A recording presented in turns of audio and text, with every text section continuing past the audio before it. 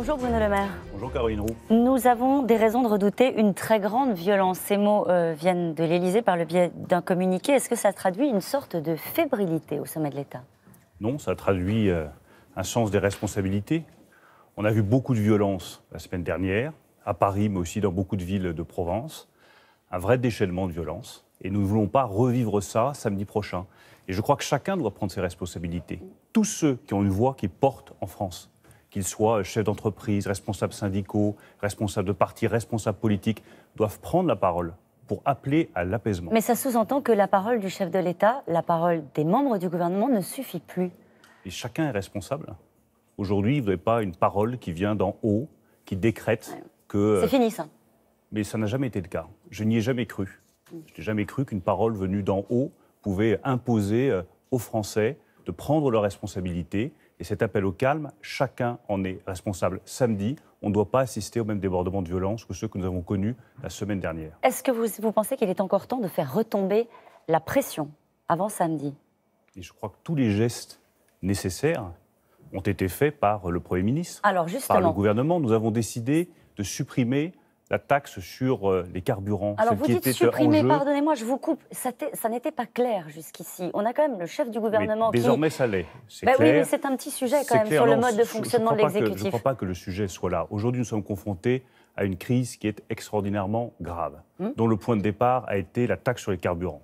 Cette taxe, elle est supprimée. C'est ce que vous Premier nous ministre, le président de confirmez la République, il n'y ce aura matin. pas en 2019 de nouvelles taxes sur les carburants. Le président de la République l'a dit, le Premier ministre l'a dit également. Et je pense que c'est un geste d'apaisement considérable qui a été fait par le gouvernement et par le président de la République. Ça doit permettre à chacun de participer au débat qui a été ouvert et de trouver des solutions aux craintes, aux inquiétudes qui se sont exprimées. Vous avez de l'expérience politique. Pourquoi autant d'atermoiements?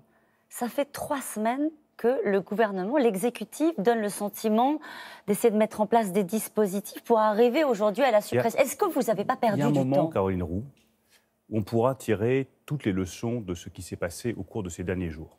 Nous n'en sommes pas là.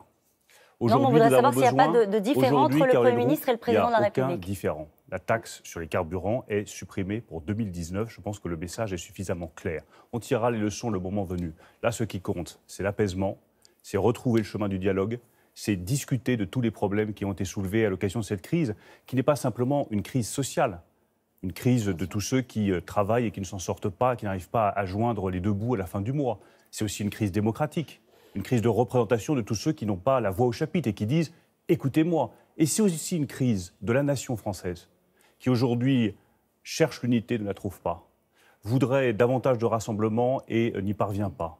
C'est une crise d'une nation qui aujourd'hui n'arrive pas à se projeter dans l'avenir. C'est à tout ça qu'il faudra répondre et l'urgence pour moi, elle est là.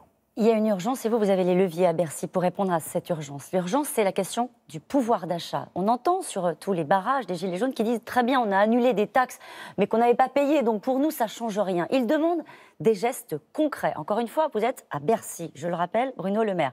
On va parler de l'ISF plus tard, mais très concrètement. Par exemple, Xavier Bertrand propose la création d'une prime de pouvoir d'achat de quelques centaines d'euros défiscalisés, exonérés de charges.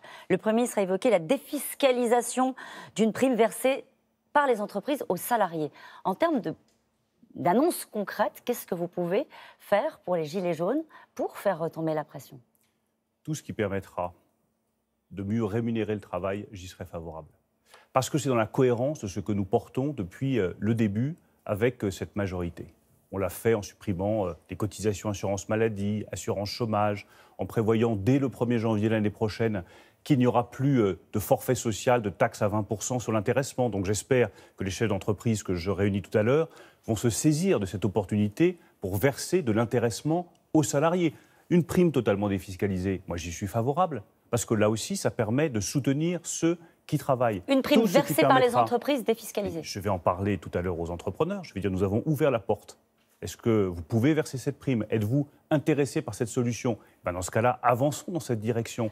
Tout ce qui permettra à un salarié qui aujourd'hui se déplace, va déposer son enfant à la crèche, doit mettre le plein dans sa voiture, doit payer son loyer, doit payer sa nourriture et qui ne s'en sort pas, tout ce qui lui permettra de mieux s'en sortir, parce qu'à la fin du mois, il y aura plus d'argent sur son compte en banque, j'y serai favorable. Pas en augmentant le SMIC, par exemple. Ça, c'est très lisible, c'est très clair, ça parle à tout le monde. Mais on l'a déjà essayé dans le passé. Regardez, en 1981, François Mitterrand a augmenté fortement le SMIC. Le résultat, ça a été quoi?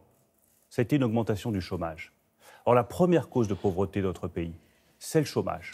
Donc moi, je veux arriver à conjuguer la baisse du chômage, qui est notre priorité absolue, et une meilleure rémunération du travail, qui est notre deuxième priorité. Donc tout ce qui ira dans ce sens-là, j'y serai favorable. Puis je souhaite aussi que tout ce qui est les frais contraints, vous savez, tout ce que vous payez à la fin du mois et qui agace tout le monde, voire qui provoque la colère de certains, les assurances, les mutuelles, les frais de compte bancaire, les agios, les frais d'incident bancaire. Il y a déjà des choses qui ont été faites. Les banques ont déjà fait des choses pour les frais d'incident bancaire, pour les plus démunis. Mais allons plus loin et que là aussi chacun prenne ses responsabilités. L'État a une partie de la solution.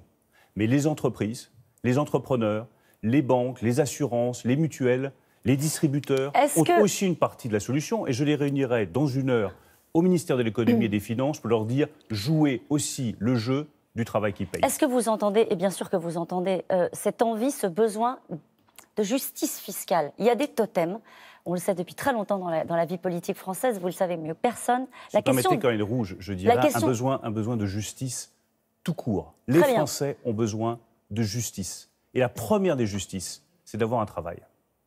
Justice fiscale, il y a des totems. Est-ce que l'ISF est devenu, pour ce gouvernement, un totem? Il y a eu une phrase, alors c'est une communication un petit peu compliquée en ce moment, parce qu'il y a des ministres, des porte-paroles qui disent si ça ne fonctionne pas, l'ISF, on y renoncera. Ça, c'est le porte-parole de l'Élysée. Ensuite, on a des phrases qui viennent de l'entourage de présidents qui disent nous ne détricoterons rien de ce qui a été fait pendant 18 mois. On peut très bien critiquer la communication. Non, on veut juste comprendre ce que vous êtes en train de faire. Mais il y a des décisions. Et les décisions qui ont été prises, elles seront maintenues. L'ISF sera maintenu quoi qu'il arrive. Nous supprimons la taxe sur les carburants, la décision est prise pour 2019, c'est fait. Nous avons décidé, il y a maintenant 18 mois, de supprimer l'ISF sur l'investissement dans les entreprises. Et nous avons décidé de manière beaucoup plus large d'alléger la fiscalité sur le capital. Ça veut dire quoi? Ça veut dire que nos entreprises industrielles qui ont besoin de capital pour se financer vont pouvoir en avoir davantage. C'est ça le sens de la suppression de l'ISF. On n'a pas voulu faire un cadeau aux riches.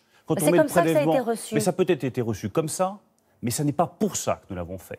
Nous l'avons fait pour que nos industries, nos entreprises industrielles qui créent des emplois dans les territoires puissent avoir les financements nécessaires. Parce que si notre pays s'est désindustrialisé depuis des années, si on a perdu 1 million d'emplois industriels, c'est parce que nos entreprises, de l'industrie automobile, de l'industrie pharmaceutique, n'avaient pas les moyens de se financer. Donc nous avons décidé de supprimer l'ISF. Nous avons décidé d'alléger la fiscalité sur le capital. Et vous ne reviendrez pas dessus, c'est clair ce matin. Et ce qui fait l'efficacité d'une politique fiscale, c'est la constance et la stabilité. Alors quel levier vous avez pour donner, non pas simplement l'impression, faire des gestes en matière de justice fiscale? Et si vous voulez aller chercher de l'argent, Corinne Roux, moi je vais vous dire où il est l'argent.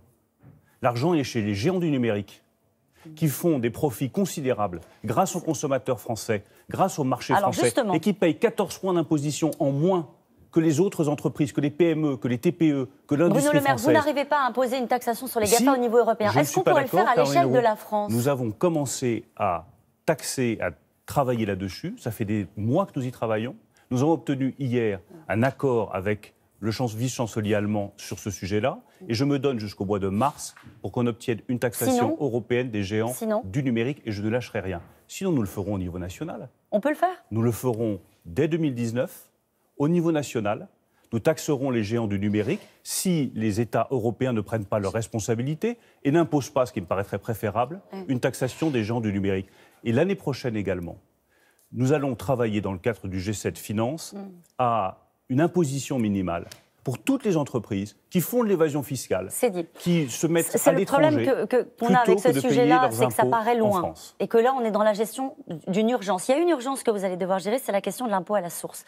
On voit bien, c'est à la une du Parisien ce matin, les centres des impôts sont pris pour cible avec cette inquiétude qui s'ajoute à celle qu'on vit aujourd'hui, qui est le prélèvement à la source. Est-ce que cette réforme, de toute façon, quoi qu'il arrive, quel que soit le climat, et on voit bien que chaque jour apporte son lot de surprises en ce moment, cette réforme est gravée dans le marbre? Je veux dire, il n'y aura pas de report calendrier? Je souhaite son maintien. C'est Gérald Darmanin qui est responsable de cette réforme. Mais vous parliez de justice tout à l'heure.